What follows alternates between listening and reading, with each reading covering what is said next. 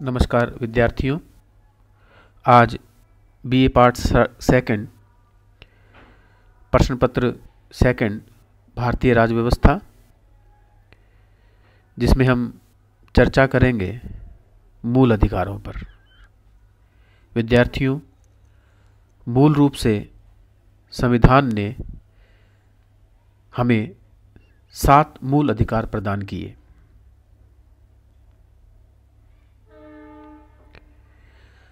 पहला मूल अधिकार है समता का अधिकार, अनुच्छेद 14 से लेकर 18 तक। दूसरा मूल अधिकार है स्वतंत्रता का अधिकार, अनुच्छेद 19 से 22 तक। तीसरा मूल अधिकार है शोषण के विरुद्ध अधिकार, अनुच्छेद 23 से 24 तक।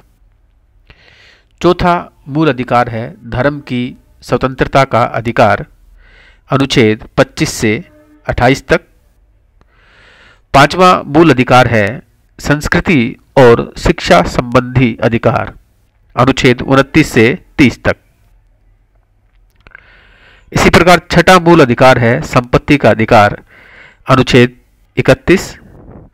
और सातवां मूल अधिकार है संवैधानिक उपचारों का अधिकार, अनुच्छेद 32।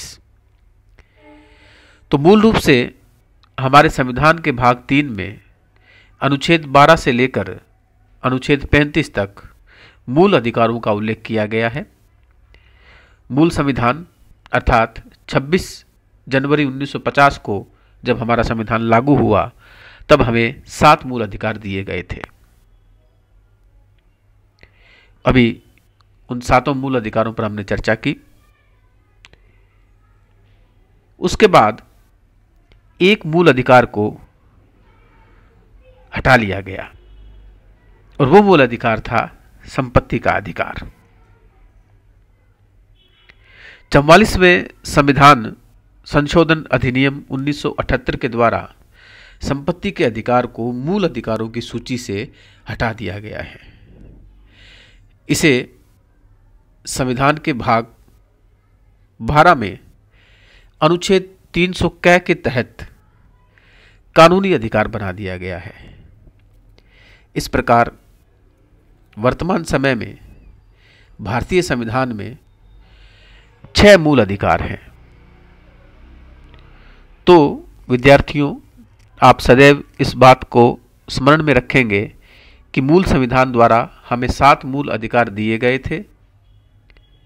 वर्ष 1978 में 44वें संविधान संशोधन के द्वारा संपत्ति के अधिकार को मूल अधिकारों की श्रेणी से हटाकर, अर्थात भाग 3 से हटाकर भाग 12 में उसको स्थान दिया गया और आर्टिकल रखा गया 300 क। अभी भी संपत्ति का अधिकार संवैधानिक अधिकार है, अर्थात संविधान में उसका उल्लेख किया गया है, लेकिन उसे भाग 3 से हटाकर भाग 12 में रखा गया है।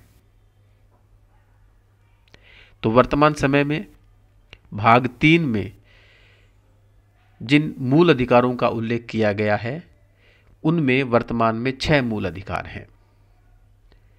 और हमारे संविधान के अनुच्छेद 12 से लेकर 35 तक मूल अधिकारों का उल्लेख जो है किया गया है। विद्यार्थियों, मूल अधिकार 6 हैं वर्तमान समय में। उन 6 मूल अधिकारों का बिंदुवार हम अभी आने वाली वीडियोज़ में अध्ययन करेंगे। जैसे समता का अधिकार अनुच्छेद 14 से प्रारंभ होता है, लेकिन हमें यह भी ध्यान रखना है कि अनुच्छेद 12 और 13 में क्या है। मूल अधिकार राज्य के विरुद्ध दिए गए हैं, अर्थात राज्य कोई ऐसा कानून, ऐसा नियम, ऐसा आदेश जारी नहीं कर सकता जो व्यक्तियों के या नागरिकों के मूल अधिकारों का हनन करे। व्यक्ति होने के नाते, मनुष्य होने के नाते हमें कुछ प्राकृतिक अधिकार प्राप्त हैं, उन्हें ही हम मूल अधिकार कह देते हैं। और राज्य चूंकि एक बड़ी सत्ता है तो हो सकता है कि राज्य हमारे अधिकारों का अतिक्रमण करे। इसलिए अनुच्छेद 12 में सबसे पहले इसी बात को परिभाषित किया गया है कि राज्य है कौन। तो अभी हम चर्चा करेंगे कि राज्य की श्रेणी में कौन सी संस्थाएं और कौन से लोग आएंगे। मूल अधिकारों से संबंधित विभिन्न उपबंधों में राज्य शब्द का प्रयोग किया गया है।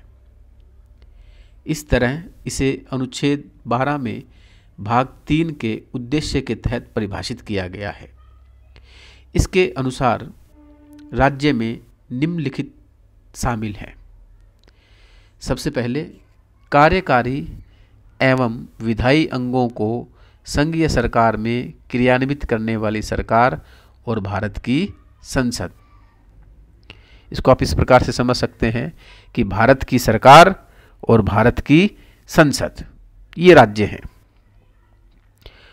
दूसरा, राज्य सरकार के विधायी अंगों को प्रभावी करने वाली सरकार और राज्य विधानमंडल, अर्थात राज्य सरकार और राज्य विधानमंडल ये भी राज्य हैं। तो अब तक दो बातें आपके स्पष्ट हो जाए कि राज्य कौन है। तो भारत सरकार और भारतीय संसद राज्य की परिभाषा में आती है। दूसरा, राज्य सरकार और राज्य विधानमंडल भी राज्य की परिभाषा में आता है। इसी प्रकार सभी स्थानीय निकाय अर्थात नगरपालिकाएं, पंचायत, जिला बोर्ड, सुधार न्यास आदि भी राज्य की परिभाषा में आते हैं। चौथा, अन्य सभी निकाय अर्थात वैधानिक या संविधानेतर प्राधिकरण जैसे LIC, ONGC, सेल आदि भी क्या है, राज्य हैं। इस तरह राज्य को विस्तृत रूप में परिभाषित किया गया है। इसमें शामिल इकाइयों के कार्यों को अदालत में तब चुनौती दी जा सकती है जब मूल अधिकारों का हनन हो रहा हो। उच्चतम न्यायालय के अनुसार किसी भी उस निजी इकाई या एजेंसी को जो बतौर राज्य की संस्था के रूप में काम करती है वह अनुच्छेद 12 के तहत राज्य के अर्थ में आती है। तो इस प्रकार अनुच्छेद 12 में राज्य को परिभाषित किया गया है। उसके बाद विद्यार्थियों चर्चा की गई है अनुच्छेद 13 की, और अनुच्छेद 13 का शीर्षक है मूल अधिकारों से असंगत विधियां, यानी ऐसे कानून या ऐसी विधि जो मूल अधिकारों से असंगत है, यानी उसके साथ संगत नहीं है। अनुच्छेद 13 घोषित करता है कि मूल अधिकारों से असंगत या उनका अल्पीकरण करने वाली विधियां शून्य होंगी। दूसरे शब्दों में ये न्यायिक समीक्षा योग्य है। यह शक्ति उच्चतम न्यायालय के अनुच्छेद 32 और उच्च न्यायालयों के अनुच्छेद 226 को प्राप्त है, जो किसी विधि को मूल अधिकारों का उल्लंघन होने के आधार पर गैर संवैधानिक या अवैध घोषित कर सकते हैं।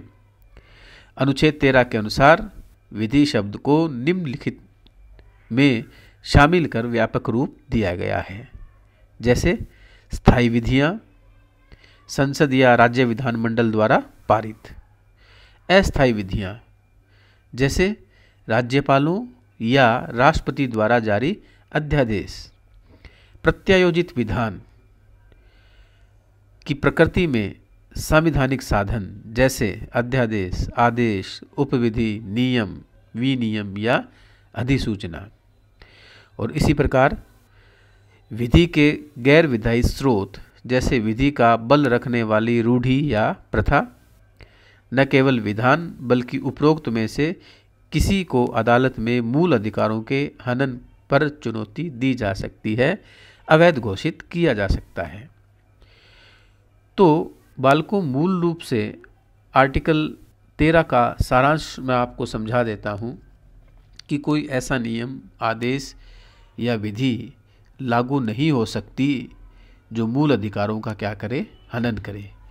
और यदि कोई संस्था जैसे हमारी संसद या हमारे राष्ट्रपति कोई ऐसा आदेश या कानून लागू करते हैं जो मूल अधिकारों का हनन करता हो, उनको शून्य घोषित करता हो, उनका अतिक्रमण करता हो, तो वो अतिक्रमण की मात्रा तक शून्य घोषित समझी जाएगा। इस प्रकार आर्टिकल 13 हमारे संविधान में न्यायिक समीक्षा या न्यायिक पुनर्विलोकन की शक्ति प्रदान करता है और आर्टिकल 13 ही एक ऐसा हथियार है जो नागरिकों के मूल अधिकारों की रक्षा करता है। आर्टिकल 13 के अंतर्गत ही कोई व्यक्ति अपने अधिकारों की रक्षा के लिए न्यायालय की शरण में जाएगा, जिसका उल्लेख आर्टिकल 32 में किया गया है, आर्टिकल 226 में किया गया है। तो आर्टिकल 13 ही वो आधार है जिसके आधार पर हमारा सर्वोच्च न्यायालय अनुच्छेद 32 के अंतर्गत और हमारा उच्च न्यायालय आर्टिकल 226 के अंतर्गत जो है विभिन्न प्रकार की रिटें नागरिकों के मूल अधिकारों की रक्षा के लिए निकालता है। तो अभी हमने चर्चा की आर्टिकल 12 और आर्टिकल 13 की। आज मूल अधिकारों पर जो हमारी चर्चा थी वो पार्ट 1 है।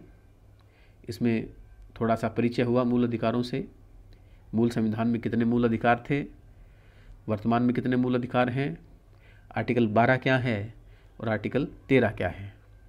अगले वीडियो में हम विस्तृत रूप से एक एक करके मूल अधिकारों पर चर्चा करेंगे।